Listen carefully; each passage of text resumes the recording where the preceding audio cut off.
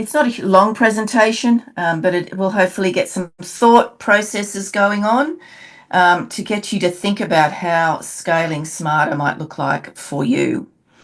So one of the first things I want to just pose to you, if you don't have a scalable foundation, your growth will eventually collapse under its own weight. And this is the founder of LinkedIn. For me, that rings really true for me. I know in Australia here, so I can only speak to Australian statistics, but if you're a business that's earning under $200,000 in Australia, you are highest risk of failure because you don't have the robust structure, systems, depth of business in it. So the purpose of this masterclass is just give you some actionable insights and tools and maybe just get you thinking differently. Bridge the gap between growth aspirations and practical execution. So hopefully you get some good takeaways here, and let's go dive into this for you. So first of all, why is scaling important? Well, for me, it's essential for sustainability and staying competitive in the market. I know for me, I'm a business coach, if you will, or a business resilience mentor.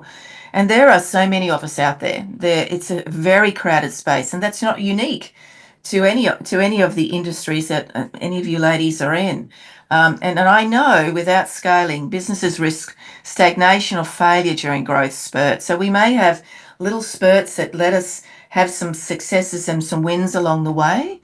But if we are not doing this consistently, with this thought process consistently, with the systems in place consistently, we tend to then have deeper fluctuations, which can be pretty hard on a business. So for me, scaling for everybody is going to be different. Let's just talk about that really briefly. I've had many people say to me, Joanne, I don't want to be a $30 million business. And I would probably say to you, I'm not necessarily looking to do that either this time. However, scaling may be, for some of you, maybe putting on a team. It might be securing locations. It might be thinking about franchising or licensing your business. It might be thinking about the big one, going to list on the stock exchange. A lot of those I have done, and they all have a common theme, is they all had a clear strategy about scaling and growth, and they had good systems in place as a result of that. So whatever scaling strategy you think is right for you today, and this is a very important piece, is what is important today. It might change over time, right? You might decide that, well, let me share what mine is. For me, scaling for me is Joanne Brooks and the founder of the Her Transformation Program. It is to create a licensing opportunity for those who are graduates of the Her Transformation Program so they can then deliver it elsewhere on my behalf, on behalf of the business, and they can generate income for themselves. That's a scaling strategy for me today. But next week or next year, I may choose to decide, well, I want a franchise, I want to list, or it might be that I build it to a level that I then choose to sell it. So scaling will be different for everybody, and that's perfectly fine. And everybody, that's why I mentioned before, before I showed the slide deck, it is different for everybody and it's unique to you. So click the button too many times. So let me just share with you some of my scaling outcomes. Yes, I've built 17 companies at a very interesting structure that I had at one point, a large company with a number of businesses underneath it, up to 10 different companies. Education, HR, legal, accounting, financial planning, mortgage broking, and marketing, all under one banner, because we wanted to be what we would have called a one-stop professional services department store. One of those I built to 30 million in 24 months. That was a strategic decision, and that was done by working with some of my largest competitors in the country. I knocked on their doors and said, I want to work with you, not against you, not alongside you. I want to work with you. And that turned out to work out incredibly well. What I needed was automation and systemization. I needed collaboration and I needed a team. And I needed a team that were ready to go on this ride. So one of the things I've always done is whatever my strategy for where I want to take my business, I would share. I don't keep it a secret. I use it as a tool to employ people, to partner with people, to collaborate, to find suppliers. It's not something I keep a secret. And I shared it even with the competitors that I was going to work with. I implemented my high-tech, high-touch methodology. I've been speaking about this for a very long time. And essentially what that is embracing the amazing technology that we have today. I don't know about you, but I use AI every single day. It smooths my processes. It is something that I have learned how to feed the information into so I get it out coming sounding like me. And then I tweak it, I change it, I make it more mine. I'll be the first person to say that my fingers cannot spell. My brain can, but my fingers cannot. I have sometimes have difficulty getting it out of my brain to my fingers to an article or a blog or whatever I need to do. So I utilize technology to help me improve that, and then I massage it and work it. It's not something to be afraid of. I've been using AI in marketing well before ChatGPT. I came across a product probably 7, 8 years ago, and I've been using it since then across many elements of my business. But what it enables me to do is to implement the high touch component of this methodology model that I've created. So essentially what it enables me to do is spend more quality time with my customers. And we all want that, right? We all want to be able to turn up 100%, if not 110% in front of our customers, because we know the technology is doing the hard work for us. And that's a very important part of your scaling strategy. And robust, some people think of this as the boring bit, robust policies and standard operating procedures. If you're going to build a team, how do they know what to do? How do you onboard them? How do they understand how to answer the phone for you or to speak on your behalf on social media, etc., if that's what you're using, if you don't have these things written down to help people do that? So that's what I've done to help me to scale. So let's explore some of these elements. So throughout this, I'm going to pose some questions to you. I don't need an answer today. As I said, these are all part of the workbook, but if you want to grab a screenshot or make some notes as we're going through this, just think about now, before we start diving into it, what are your business growth challenges? What are maybe some obstacles you might have? I'd love, if you're comfortable, to share it when we get to the Q&A time, and identify one long-term goal that you associate with scaling. As I said, it could be putting on a team member, it could be more locations, it could be licensing, franchising, any number of things is a valid strategy for you. It could be your strategy, and it's all going to be different. So that's what makes it super exciting. So let's go into a bit more of the detail. Scaling is more than growth. So I just want to be clear about this. Scaling is a process. It's not just growth. It's a conscious decision that looks at all the risks whilst you're expanding your operations. So it does mean you have to take this helicopter view and look down on your business and go, where are all the elements of my business? Where are the gaps? It includes systems, policies, all the innovations you can come up with to achieve your business goals.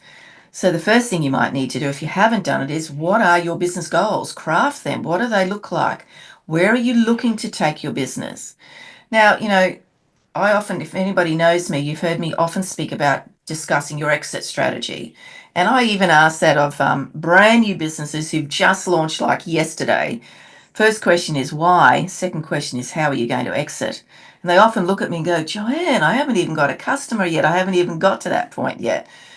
But it's incredibly important to consider what your exit might be. As I said, it could be licensing, franchising, selling.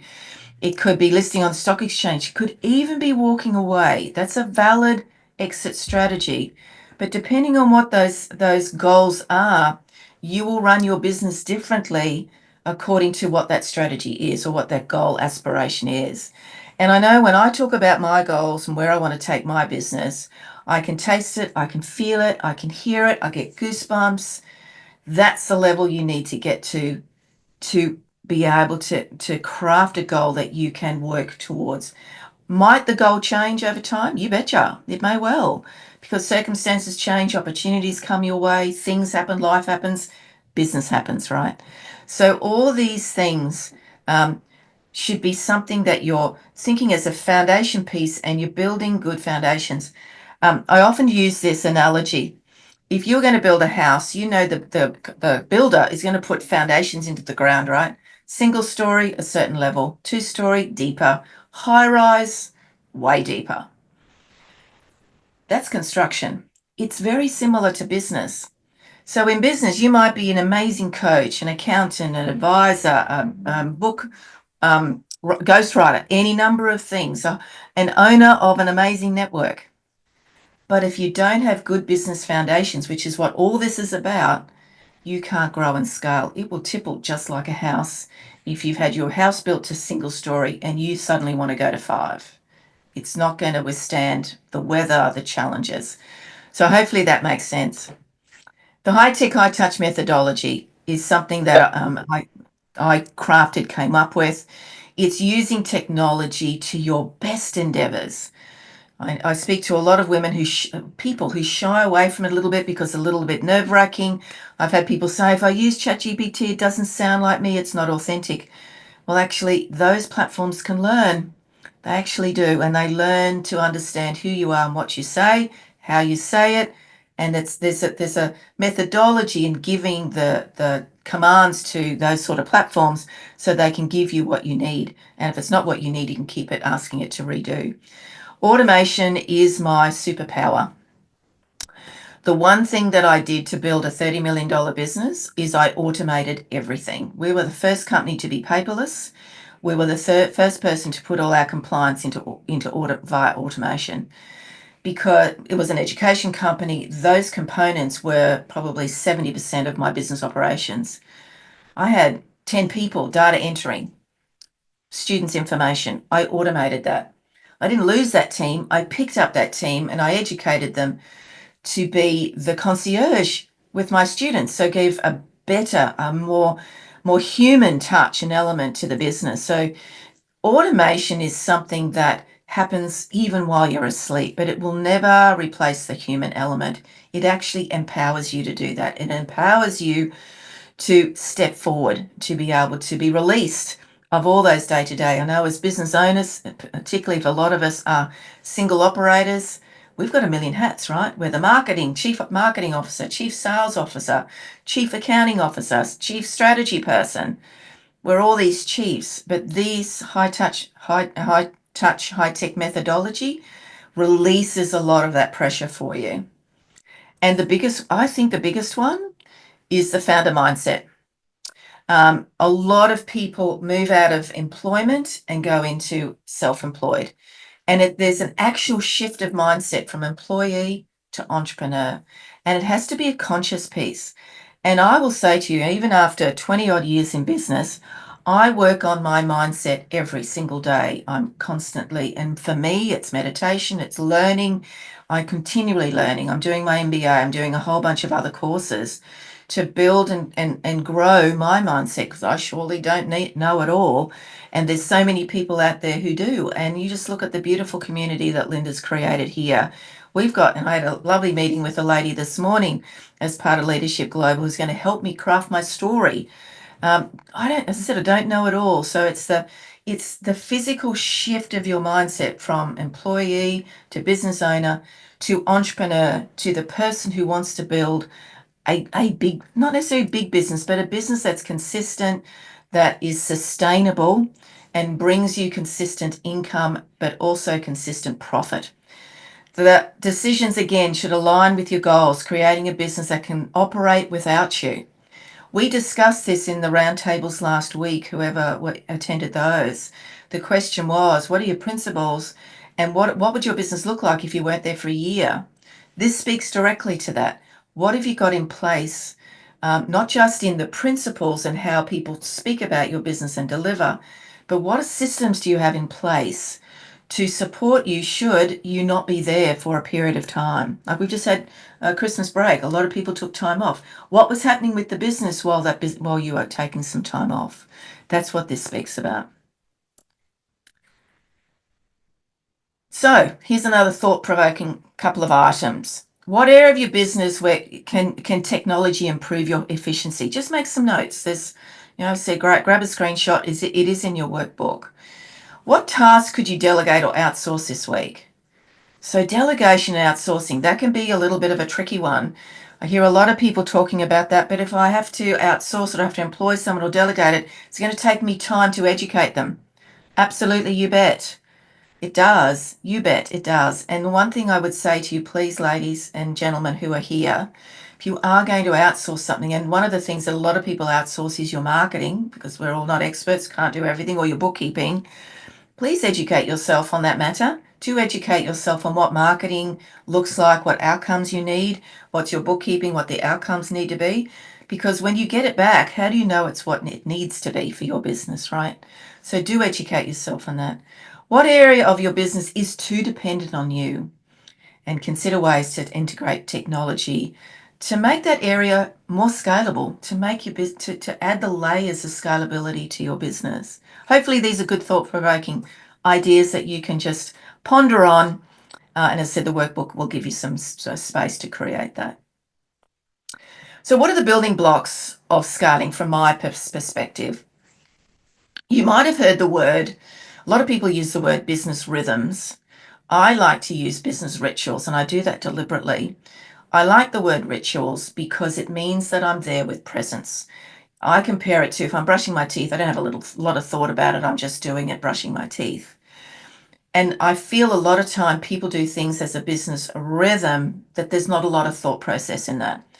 So how much, for me, if I'm in Zero and doing all my bookkeeping and reconciling it all, am I looking at it with presence to understand, oh, look at that subscription. I forgot about that one and I've not used it.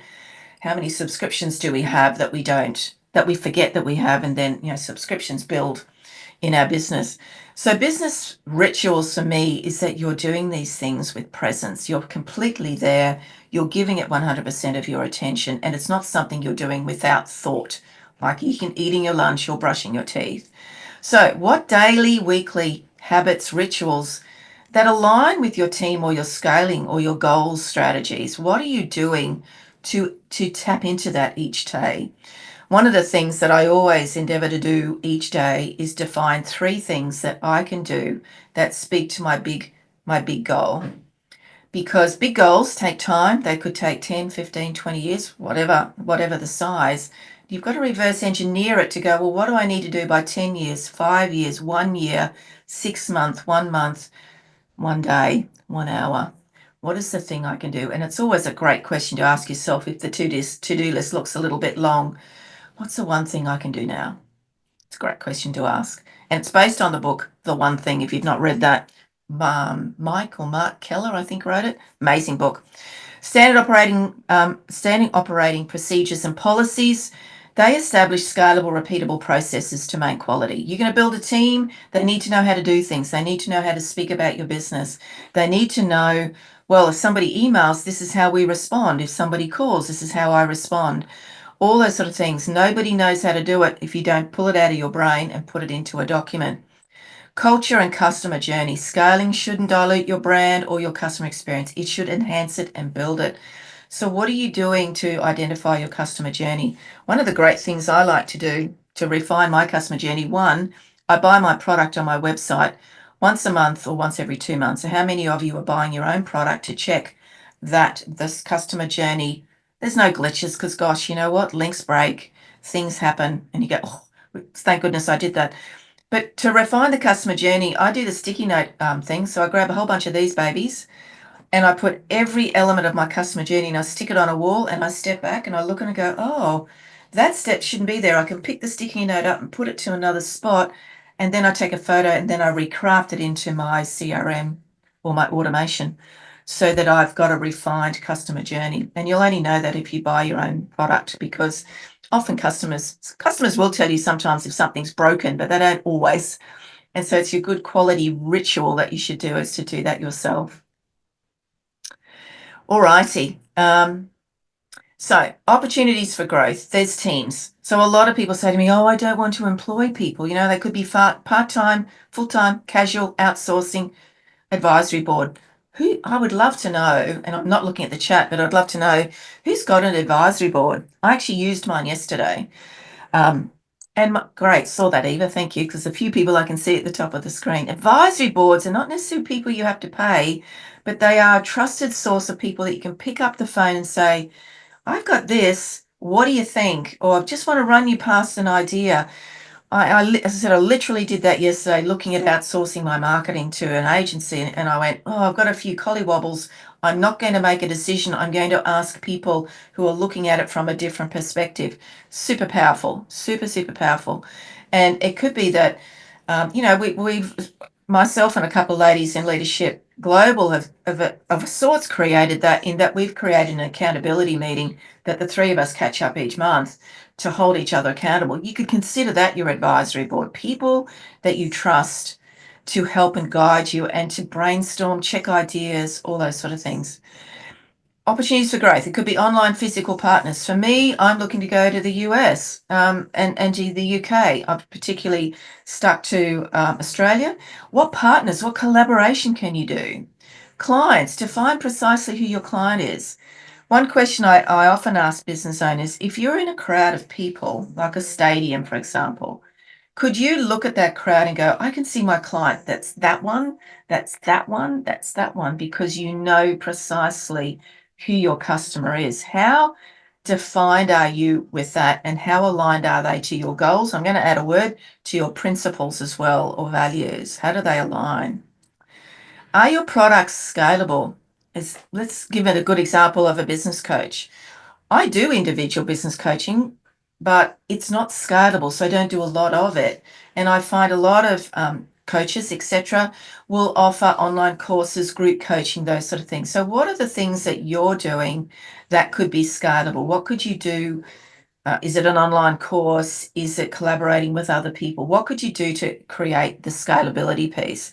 And then, what does franchising look like? Licensing, agency, strategic partnerships, collaboration networks, and competitors. All those things are things that you could consider to build and grow your business as a scaling opportunity for growth. How are we going for time, Amanda? Because I'm not looking at it, so I just want to make sure that I'm not. You have about 5 minutes, and then we'll move into the workshop. Wonderful. Thank you, Linda. So risk mitigation is one thing you do need to consider. What are the bottlenecks in scaling? And so this helicopter view, sitting back and looking at it, is something that you need to do. Do you have the right resources? Is there any misalignment culturally or customer journey wise or business culture? And does the vision of your future buyer, does it align with who might buy your business? If that's the strategy that you need to go for. So these are just ideas for you to think about so that you can start ruminating on it. As I said, the workbook will help you through that. So just some little key points there. So another action item that you might want to just grab hold of. Do you have standard operating procedures? This would be super interesting. I find a lot of business owners don't have them. There's great ways you can do it. There's much better ways to do it nowadays than writing a very long Word document with screenshots. That used to hurt my brain. They're hard, and that's why I think a lot of people don't do them, because they think that's their only option. There's lots of different ways to do it. What is your one opportunity for scaling? Is it a new market, a new offer, additional staff, scaling your product? Create a plan and list 3 things that you might do to work towards that. So that's just some thoughts that you might want to start considering in your scaling journey. So scaling is a conscious decision. It's not something that just happens naturally. Sometimes there are businesses out there that just have this fluke that they grow really quickly. But if they don't have the good foundations, as I spoke about, this is where things can get a little bit wobbly, right? So the scaling piece needs to be a conscious decision. You need to decide, this is something I want to do, and it aligns with your principles or values. It aligns with your goals. It aligns with your offer, and it will have a time frame. It could be 2, 3, 5, 10, whatever amount of time that works for you. So you need to make that. So scaling versus growth. Growth focuses on revenue. Scaling focuses on the efficiency and the profitability. So you actually need both, right? Deliberate scaling ensures growth doesn't outpace your resources. So resources could be systems, people, processes, product, offer. And an exit-ready scaling ensures growth aligns with the long-term value creation. Because the great thing about all of these things, the systems, the standard operating procedures, the culture that you're building. There's a beautiful thing that's happening as you're going along doing this. It's actually building the value in your business. The value of your business is going up and up and up on your balance sheet. Your IP, your intellectual property, all these things are building value. Because if you get to the point where you want to, let's say, for example, sell, the purchaser wants to know, well, how do we do things? Oh, it's written here. What contracts do you have? Oh, we have all these contracts.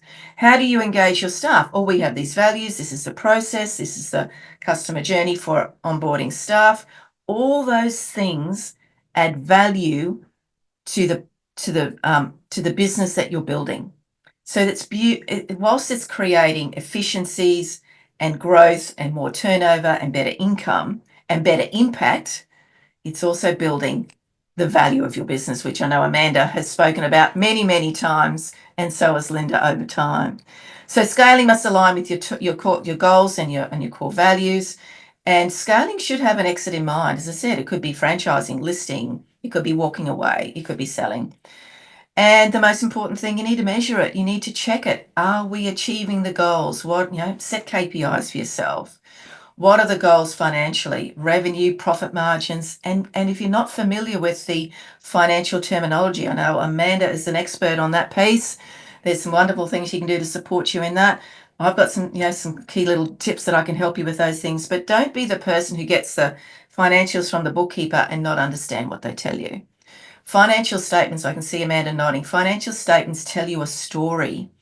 If you've got 3 periods, it can tell you the story your business is creating. I can look at a set of financials and know precisely what's happening in your business because I've got a finance background.